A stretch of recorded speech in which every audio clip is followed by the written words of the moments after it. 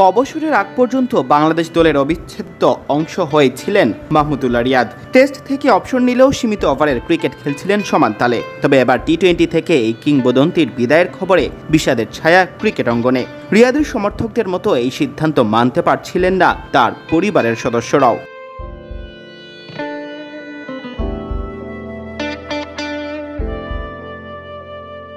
ভারত সফরের প্রস্তুতি শুরুর সময়ই রিয়াদ অবসর নিয়ে ভাবনা শুরু করেন। পরিবারকে জানালে তারা রাজি হচ্ছিলেন না। তারা বিশ্বাস করতেন বাংলাদেশকে এখনও অনেক দেওয়ার বাকি আছে তার।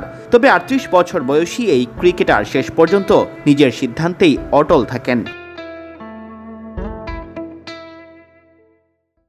অ্যাকচুয়ালি আমি যখন ইন্ডিয়া সিরিজের জন্য প্র্যাকটিস করছিলাম তখন থেকে অ্যাকচুয়ালি আমি চিন্তাভাবনা শুরু করেছিলাম। তো আমি আমার ফ্যামিলির সাথেও কথা বলেছিলাম।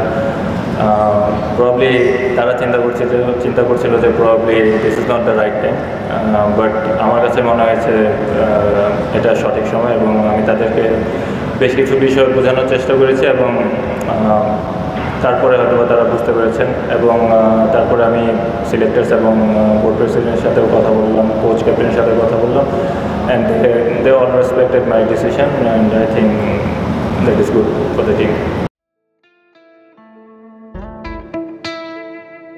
তবে দেশের মাটিতে অন্তত অপশন নেওয়ার সুযোগ তো ছিল রিয়াদের, যে সুযোগের জন্য মাথা কুটে মরছেন সাকিব আল হাসান। রিয়াদ কেন সে পথে হাঁটলেন না, এই প্রশ্ন ছিল ভক্তদের। সাবেক অধিনায়ক দিয়েছেন এর যৌক্তিক জবাব। আমি যদি মনে করি এখন আমি বাংলাদেশ থেকে রিটায়ারমেন্ট নেব, probably it will be too late এবং probably it won't be a good idea and won't be a good decision for me and for the team. আমার কাছে মনে হয় যে probably it is the right time to take this decision and I think probably I have taken a good decision. বিদায় বেলায় রিয়াদ নিজের শুভাকাঙ্ক্ষী ও সমর্থকদের তো বটেই, ধন্যবাদ জানিয়েছেন নিন্দুকদেরও।